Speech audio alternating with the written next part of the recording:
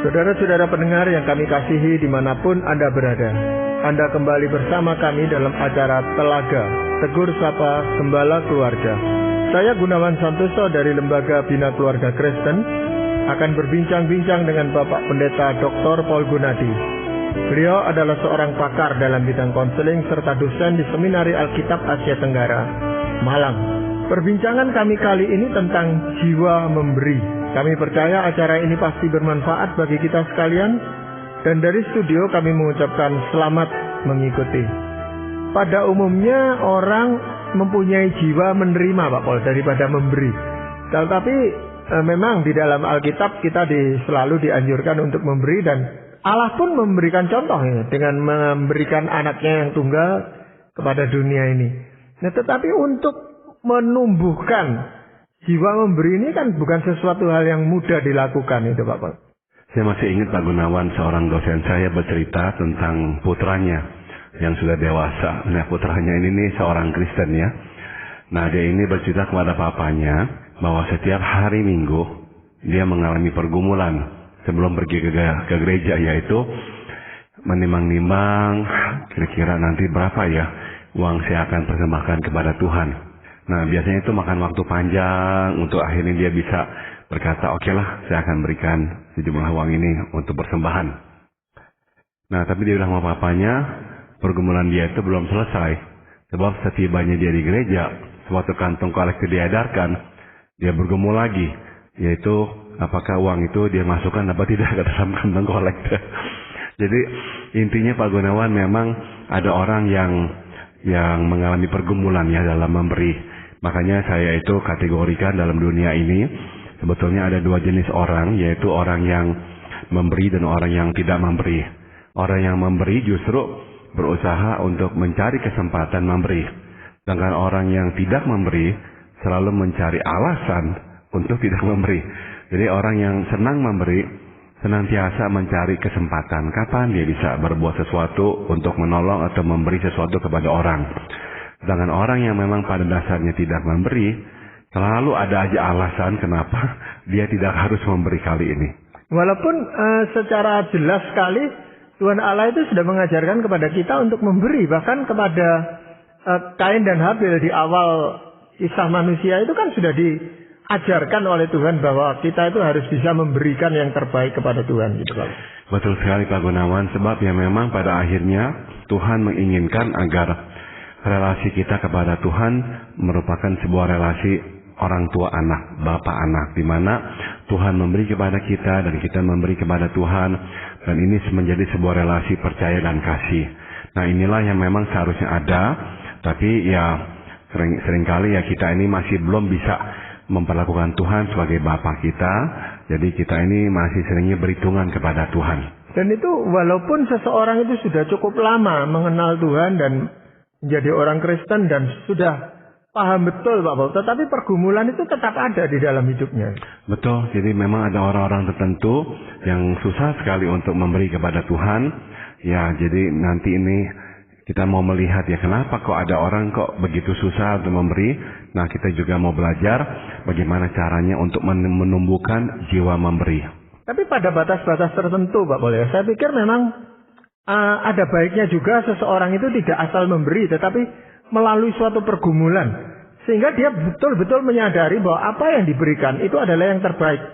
Oke, saya mengerti maksud Pak Gunawan. Jadi jangan sampai kita juga sembarangan dalam memberi, tapi hendaklah kita itu benar-benar ya memikirkan apa yang terbaik yang bisa kita berikan kepada Tuhan. Nah, faktor-faktor apa Pak Paul yang membuat seseorang itu memberi atau tidak memberi gitu Pak Paul? Oke, yang pertama adalah bahwa jiwa memberi lahir dari kesadaran bahwa apapun itu yang ada pada kita berasal dari pemberian, baik dari Tuhan ataupun sesama kita.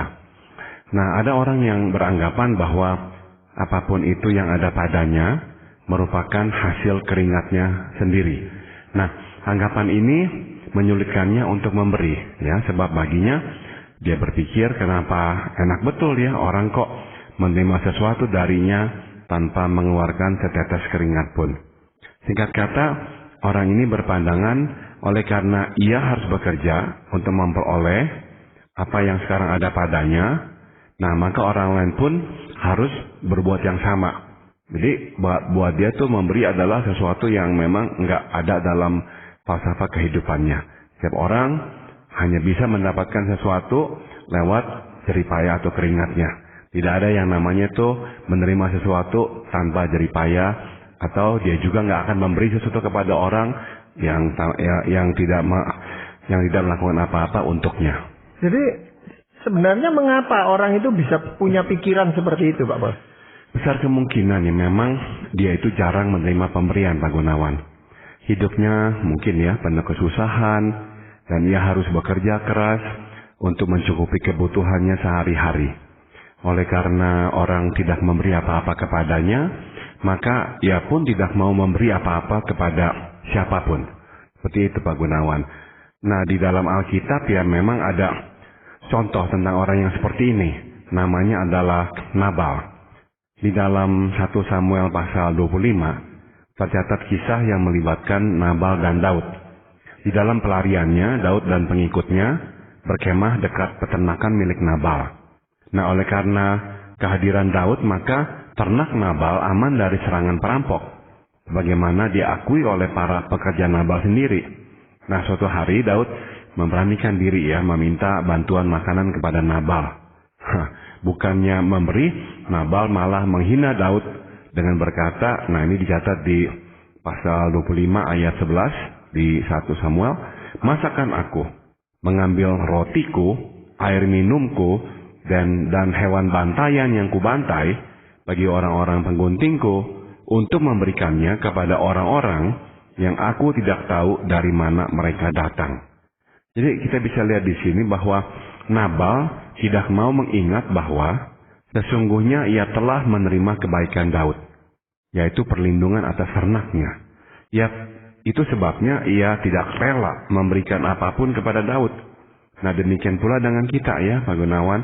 Bila kita beranggapan bahwa kita merasa tidak menerima apapun, baik dari Tuhan maupun dari sesama, nah kita pun akhirnya tidak rela memberi kepada Tuhan ataupun sesama. Ya minimal itu memang sulit seseorang ini mau memberikannya, Pak Pol. Nah biasanya itu juga sangat dipengaruhi oleh kondisi di mana dia dibesarkan, Pak Pol. Entah itu di keluarganya, entah itu di lingkungan suatu daerah yang tandus gitu katakan. Di mana dia memang harus bekerja sangat keras atau orang tuanya juga bekerja sangat keras. Tapi kesannya jadinya orang-orang seperti ini lalu kikir gitu. Tidak bisa memberikan sesuatu atau tidak mampu memberikan sesuatu dari kemampuannya sebenarnya. Jadi memang banyak orang yang seperti ini, Pak Gunawan, kalau memang mereka itu lahir dan dibesarkan dalam kondisi yang kekurangan dan harus bekerja keras untuk mendapatkan apa yang dibutuhkannya. Nah, akhirnya dia tidak terbiasa ya untuk memberi kepada orang. Sebab dia berkata, ya kenapa kok saya harus memberi, orang kok nggak bekerja, kok harus menerima sesuatu dari saya, dan dia nggak akan dengan rela untuk memberikannya. Tapi masalahnya adalah, kita ini kan harus selalu ingat bahwa sebetulnya kita adalah orang yang telah menerima pemberian, baik dari Tuhan maupun dari sesama. Ya, kita mesti sadar bahwa sebetulnya upaya kita terbatas, dan pada akhirnya yang membuat kita dapat memiliki apa yang ada pada kita adalah Tuhan dan orang yang ada dalam hidup kita. Kita hanya dapat menjadi apa adanya sekarang ini karena kebaikan Tuhan dan orang-orang yang Ia hadirkan dalam hidup kita. Tidak ada yang namanya tuh orang yang hidup sendirian di tengah pulau. Enggak. Kita selalu mempunyai ya koneksi dengan orang, pertemanan dengan orang. Dan bukankah ya kita selalu menerima sesuatu dari orang secara langsung ataupun nggak langsung. Jadi kita masih mengingat bahwa sebetulnya kita sudah menerima begitu banyak pemberian baik dari Tuhan maupun dari sesama. Ya tapi seringkali yang terjadi adalah seseorang itu merasa berhak memang untuk diberi gitu Pak. Saya tidak tahu persis kasusnya Nabal. Ya. Mungkin perlindungan Daud terhadap Nabal itu dianggap oleh Nabal suatu keharusan, memang Daud itu melindungi Nabal. Sehingga pada saat Daud meminta pertolongan dari Nabal, Nabal merasa tidak wajib memberikan pertolongan kepada Daud. Apa bisa seperti itu, Bapak? Atau memang Nabal adalah orang yang pokoknya ya untung boleh, rugi nggak boleh gitu. Sebab ya di zaman itu nggak jarang para perampok itu memang akan menyerang sekawanan gembala dan merampas domba-dombanya. Nah, udah tentu ya orang-orang Daud itu ya karena mereka berjiwa kesatria, mereka akan membela. Apakah memang pernah terjadi apa tidak, memang kita tidak tahu. Tapi para gembalanya Nabal sendiri mengakui bahwa orang-orang Daud itu seperti dinding atau seperti tembok yang mengelilingi mereka. Berarti mereka mengatakan mereka itu justru merasa sangat aman dilindungi oleh orang-orangnya Daud. Jadi yang saya bayangkan adalah mereka pasti ngomong dengan tuannya. Tuan, ini ada Daud dengan orang-orangnya. Ya mereka ini mengelilingi kita setiap hari, pagi, siang, malam. Sehingga kita kok aman ya ada mereka. Nah seharusnya kan yang lebih manusiawi adalah Nabal seorang yang begitu kaya raya. Ya seharusnya kan berpikir iya ya. Mereka ini kelaparan, mereka ini kasihan di tengah hutan belantara. Dan mereka telah mengelilingi dan berbuat baik untuk kita. Ya udahlah, kita kirimkanlah makanan buat mereka, kita bantu mereka. Tapi Nabal memang tidak punya pikiran seperti itu sedikit pun. Dan Daud memilih waktu yang memang juga nggak sembarangan untuk meminta bantuan kepada Nabal. Yaitu hari di mana memang ternak-ternaknya itu tuh benar-benar berlimpah ruah dan dia akan mendapatkan keuntungan yang besar dari pengunjungan bulu-bulu dombanya bisa dijual. Jadi Daud juga nggak sembarangan minta lagi Nabal mungkin kurang. Enggak, dia tahu Nabal lagi berlimpah ruah. Jadi dia meminta ya kebaikannya Nabal. Namun ya memang inilah Nabal. Dia nggak ada tuh pemikiran untuk memberi kepada orang. Ya buntung nggak akan, ya untung ya boleh. Jadi ya udah dia terima kebaikan Daud. Tapi dia tidak mau memberikan kembali kepada Daud. Memang tidak bisa disamaratakan Pak Pol ya. Tetapi ada banyak orang yang secara finansial berlebihan itu malah lebih sulit memberikan sebagian hartanya kepada orang lain dibandingkan mereka yang relatif sebenarnya dia sendiri membutuhkan itu. Ya. Nah, hal apa itu Pak Pol yang menyebabkan hal seperti itu? Memang sikap yang seringkali bisa menghalangi kita memberi adalah ketamakan Pak Gunawan. Jadi orang yang tamak itu tuh nggak bisa melihat hartanya berkurang sedikit pun. Dia hanya bisa melihat hartanya bertambah. Jadi yang namanya memberi itu adalah mengurangi apa yang dimilikinya. Dan dia nggak akan bisa melakukannya. Sedangkan ada orang-orang yang hidupnya bersahaja, tapi rela memberi. Kenapa? Ya memang dia nggak tamak. Dia merasa ya secukupnya udah, ya sisanya dia bisa berikan, ya dia berikan. Jadi memang bergantung pula bagaimana seseorang itu melihat harta. Kalau kita memang ya begitu membutuhkan, begitu haus akan harta, ya kita akan susah sekali lah mempunyai jiwa memberi. Ya. Faktor yang lain Pak Pol yang membuat seseorang itu bisa berjiwa memberi dan tidak ini apa Pak Pol? Yang kedua adalah jiwa memberi lahir bukan saja dari kesadaran bahwa apa yang ada pada diri kita merupakan pemberian Tuhan dan sesama. Kita pun rela untuk melepaskannya kembali. Sebab kita tidak pernah merasa berhak untuk memilikinya. Coba saya gunakan contoh ya di Alkitab yaitu Raja Daud dan Raja Saul. Nah, dua-duanya sebetulnya sama-sama menyadari bahwa apa yang dimiliki mereka, yaitu takhta kerajaan Israel, adalah pemberian Tuhan semata. Bedanya adalah Daud rela melepaskannya, sedang Saul tidak. Suatu Daud jatuh ke dalam dosa misalnya ya, ia sangat disadarkan akan ketidaklayakannya. Jadi sebabnya ketika putranya Absalom memberontak, Daud memilih untuk menyingkir. Nah dia pun menolak untuk membawa tabut perjanjian Tuhan. Sebab ia tidak tahu apakah Tuhan akan membawanya kembali ke Yerusalem atau tidak. Nah coba kita simak apa yang dikatakannya kepada Imam Zadok yang tertulis di 2 Samuel 15 ayat 25 dan 26. Bawalah tabut Allah itu kembali ke kota. Jika aku mendapat kasih karunia di mata Tuhan, maka ia akan mengizinkan aku kembali, sehingga aku akan melihatnya lagi, juga tempat kediamannya. Tetapi jika ia berfirman begini, aku tidak berkenan kepadamu, maka aku bersedia. biarlah dilakukannya kepadaku apa yang baik di matanya. Jadi kita bisa lihat di sini Daud pasrah. Daud tidak mengungkungi tahta kerajaannya. Dia sadar dia telah jatuh ke dalam dosa. Tuhan bisa kapan waktu mengambil tahta kerajaan itu darinya. Dan dia siap melepaskannya. Nah jadi kalau kita mau mempunyai jiwa memberi, kita harus selalu mengingatkan diri kita bahwa meskipun kita mempunyai apa yang kita miliki sekarang, meskipun kita menyadari ini adalah pemberian Tuhan atas kita, kepada kita tidak boleh berkata, tapi memang saya selayaknya punya, saya selayaknya memiliki semua ini. Tidak. Enggak ya, kita enggak selayaknya. Jadi waktu kita terima, kita akan berkata, ya Tuhan, saya memang enggak berhak untuk memilikinya. Jadi kapan waktu Tuhan harus ambil, ya udah kita juga siap untuk melepaskannya kembali. Nah, sikap seperti itu Pak Paul, itu memang terbawa sejak lahir atau sedini mungkin gitu Pak Paul, atau harus dibentuk? Saya percaya memang ini semua lewat bentukan Pak Gunawan. Saya berikan contoh ya. Misalkan seorang anak sejak kecil selalu diidolakan orang tuanya. Dan selalu orang tuanya berkata, kamu ini orang yang cantik, kamu ini orang yang cerdas, kamu ini selayaknya mendapatkan yang paling baik, kamu selayaknya lah punya ini, punya itu. Jadi setiap kali orang tuanya memberikan sesuatu, orang tuanya akan berkata hal seperti itu. Apa jadinya pada anak ini setelah dia dewasa? Dia akan beranggapan ini memang adalah milik dia dan dia selayaknya punya itu. Nah, jadi bentukan keluarga juga bisa begitu. Nah, dalam kasusnya Saul Pak Gunawan, yang menarik adalah sebetulnya tuh awalnya Saul itu tidak begitu loh. Awalnya nggak begitu. Ya meskipun akhirnya dia nggak bersedia melepaskan taktanya, tapi sekali lagi awalnya dia tidak begitu.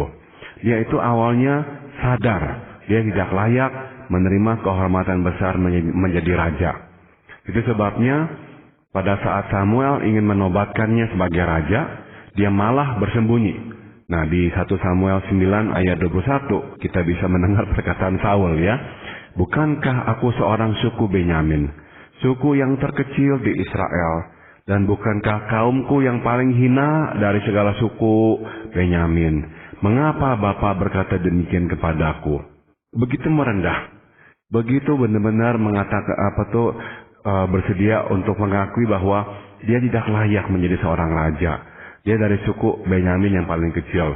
Dan di antara semua orang, semua kaum dalam suku Benyamin, kaumnya atau kelompoknya juga yang paling kecil atau yang paling hina.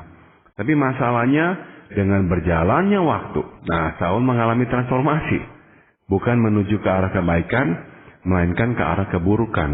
Bukan makin merendah, ia malah makin meninggikan diri. Nah kendati ia jelas tahu bahwa Tuhan menolaknya, dia tidak rela melepaskan tahta. Nah pada akhirnya Samuel sendiri yang mengurapinya, tidak lagi mau bertemu dengannya. Tapi Saul tetap bertahan sampai akhirnya Tuhan merenggut tahta itu dari tangannya secara tragis. Dia mati di tangan orang Filistin.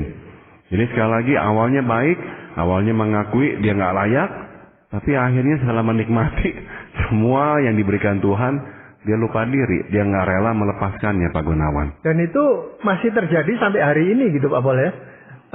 Sebenarnya faktor apa itu Pak Bol yang membuat seseorang sulit untuk melepaskan sesuatu yang tadinya dia tidak punya, tetapi setelah punya ini menjadi sesuatu yang dipertahankan mati-matian ya? Saya kira yang pertama tadi saya sudah singgung adalah memang adanya faktor ketamakan Pak Gunawan. Jadi ketamakan itu tuh kadang-kadang tuh nggak dirasakan sampai kita mencicipi sesuatu Pak Gunawan. Jadi misalnya nih ya, kita ini makan ya, kita nggak pernah tahu bahwa kita ini menyukai makanan tertentu sampai kita memakannya. Wah ilah, nggak bisa lepasin itu makanan. Terus mau cari makanan itu. Jadi ketamakan kadang-kadang tidak bisa dilihat dari awalnya Pak Gunawan. Nah Saul ini jelas-jelas terlihat tamak dengan kuasa. Namun sebelumnya dia berkuasa, dia nggak tahu dia tamak dengan kuasa. Maka waktu mau dinobatkan dia malah bersembunyi, dia malah berkata dia adalah orang yang paling hina. Tapi begitu dia mencicipi kuasa, dia nggak bisa lepaskan. Sebab barulah dia mengerti betapa manisnya kuasa. Dan dia begitu tamak, mau terus mengisap dan memakan kuasa itu dan gak bersedia untuk melepaskannya. Nah, orang yang berjiwa memberi, kita akan melihat sesuatu yang nyata dalam dirinya, yaitu mereka nggak menggenggam. Maka ada orang-orang yang tadi Pak Gunawan sudah singgung juga, yang sebetulnya kaya raya, tapi itu nggak tamak dengan kuasa dan harta. Justru mereka itu tuh begitu rela memberi. Tapi ada orang yang nggak terlalu kaya raya, yang seharusnya lebih bisa mengerti penderitaan orang, tapi luar biasa nggak peduli dengan orang. Kenapa? Sebab memang dia nggak bisa melepaskan apa yang telah ada di dalam tangannya. Jadi memang ya itu dia kuncinya. Ada orang yang bersedia melepaskan tangan, ada orang yang terus menggenggam. Jadi ketika Tuhan itu memberikan kekayaan, kekuasaan kepada kita, apa sebenarnya yang harus kita lakukan supaya kita itu memiliki jiwa yang memberi, Bapak? Kita harus ingatkan diri kita bahwa memang kita ini sebetulnya nggak berhak menerima semua itu. Saya mungkin pernah singgung di sini juga Pak Gunawan, waktu Billy Graham diinterview oleh Larry King di sebuah stasiun televisi, dan ditanya, kalau nanti engkau akan ke sorga dan bertemu dengan Tuhan, apa yang engkau akan katakan kepada Tuhan? Billy Graham menjawab, kenapa saya? Kenapa saya? Saya anak petani, dia bilang, dari sebuah kota kecil. Kenapa kok saya dipilih olehmu Tuhan menjadi pemerintah Injil? Bisa mengabarkan Injil kepada berjuta-juta umat manusia. Saya tidak layak menerima itu. Dan yang kedua yang dia katakan dengan jelas adalah, saya menjadi seperti apa adanya karena orang menolong saya. Karena begitu banyak orang-orang yang telah mengulurkan tangan, membantu saya, memungkinkan saya menjadi seperti apa adanya sekarang ini. Jadi sekali lagi sebuah sikap yang menyadari kita sebetulnya penerima kebaikan orang. Kita nggak hidup sendirian, jadi kita mesti juga memberikan. Dan kita juga nggak selayaknya, kita nggak berhak mempunyai semua ini. Jadi ya relakanlah untuk melepaskannya kembali. Faktor yang lain apa, Pak Paul? Yang ketiga adalah jiwa yang memberi lahir dari kesadaran bahwa rencana Tuhan terus bergulir dan bahwa pekerjaan Tuhan terus berjalan dan Tuhan mengundang kita untuk berbagian di dalamnya. Nah, Tuhan memakai berbagai cara untuk menggenapi rencananya. Salah satunya adalah lewat partisipasi anak-anaknya melalui pemberian yang kita persembahkan kepadanya. Nah, kesadaran bahwa pemberian kita tidak terbuang cuma-cuma dan malah dipakai untuk kepentingan Tuhan dapat memotivasi kita untuk memberi. Ya, sewaktu Pendeta Andrew G. memulai seminari Alkitab Asia Tenggara, belum banyak orang yang memberikan dukungan, namun dukungan datang secara ajaib dan pada waktunya. Sehingga sekolah ini terus ada sampai sekarang. Nah, kita juga mau bicara tentang pelayanan telaga yang disiarkan ini. Ini pun bisa ada sampai sekarang oleh karena dukungan anak-anak Tuhan yang memberi. Ya, kadang Tuhan pun menggerakkan hati orang untuk memberi kepada kita, suatu kita tengah membutuhkannya. Nah, lewat partisipasi anak-anak Tuhan yang rela memberi, pekerjaan dan rencana Tuhan pun digenapi. Ya, Pak Paul, di dalam hal memberi ini kan bukan hanya terbatas pada memberi uang gitu Pak Paul ya. Juga tenaga, pikiran, dan segala macam yang memang dibutuhkan oleh orang lain itu. Betul sekali Pak Gunawan. Jadi memang harus adanya kepedulian. Kepedulian dan kesadaran bahwa kita ini merupakan bagian dari pekerjaan Tuhan yang memang belum selesai. Jadi ya sedapatnya kita berbagian, kita ini akan juga ya merasakan sukacitanya untuk berbagian dalam pekerjaan Tuhan. Saya ingat Pak Gunawan, waktu itu kami sedang membangun pusat konseling yang digunakan ya di Malang ini. Ya, rektor sekolah meminta saya untuk mencari dana. Nah, memang saya berdoa dan meminta Tuhan memenuhi kebutuhan kami saat itu. Tapi sampai minggu terakhir saya di Indonesia, memang dana yang terkumpul masih sangat sedikit sekali, sehingga saya sudah berkata kepada pembangun untuk menghentikan proyek itu di tengah jalan. Nah, minggu terakhir saya di Indonesia, saya berkhotbah di sebuah kota. Sebelum saya berangkat, saya mendapatkan SMS dari seseorang yang berkata, boleh nggak saya ketemu untuk counseling untuk anak-anak saya. Nah, keluarga ini memang sudah pernah datang ya ke tempat konseling kami di Kota Malang ini. Jadi saya sudah mengenalnya. Setelah selesai konseling anaknya, si bapak ini berkata kepada saya, Pak Paul, saya melihat bahwa di sana sedang dibangun ya gedung yang baru untuk konseling. Saya bilang iya. Ditanya untuk apa? Saya bilang untuk konseling anak-anak dan menambah yang lainnya juga, konselor yang lainnya. Terus dia tanya saya, berapa jumlah yang masih dibutuhkan? Saya tidak mau menyebutkannya karena nggak enak. Tapi dia terus tanya saya berapa jumlah yang dibutuhkan. Akhirnya saya sebutkan sebuah jumlah. Dan dia langsung berkata, Pak Paul, besok saya akan kirimkan dananya. Kenapa dia memberi? Sebab dia melihat ya bahwa inilah bagian dari pekerjaan Tuhan. Dan dia melihat dirinya sebagai bagian dari pekerjaan Tuhan. Jadi apabila kita ini tidak peduli dengan rencana dan pekerjaan Tuhan, ya kecil kemungkinan kita akan bersedia untuk memberi. Mungkin sekali kita akan berkata bahwa itu bukan urusan kita. Sehingga kita akhirnya nggak mau berbagian dalam pekerjaan Tuhan. Nah kalau ini yang terjadi, kita tertinggal di belakang, tidak lagi dipakai Tuhan. Tapi kalau kita berbagian dalam pekerjaan Tuhan, kita akan menyaksikan Tuhan bekerja. Dan kita akan mengenal Tuhan dengan lebih dekat lagi. Ya, ini apakah masih ada beberapa faktor yang lain Pak Paul yang perlu kita perbincangkan untuk membangkitkan jiwa memberi ini Pak Paul? Ada Pak Gunawan, masih ada 3 lagi yang akan nanti kita angkat ya. Oh ya, tapi karena keterbatasan waktu untuk kali ini, maka perbincangan kita sudahi dulu pada saat ini. Dan nanti kita akan lanjutkan pada kesempatan yang akan datang. Terima kasih Pak Paul untuk perbincangan ini. Para pendengar sekalian, kami mengucapkan banyak terima kasih Anda telah mengikuti perbincangan kami dengan Bapak Pendeta Dr. Paul Gunadi dalam acara Telaga, Tegur Sapa Gembala Keluarga.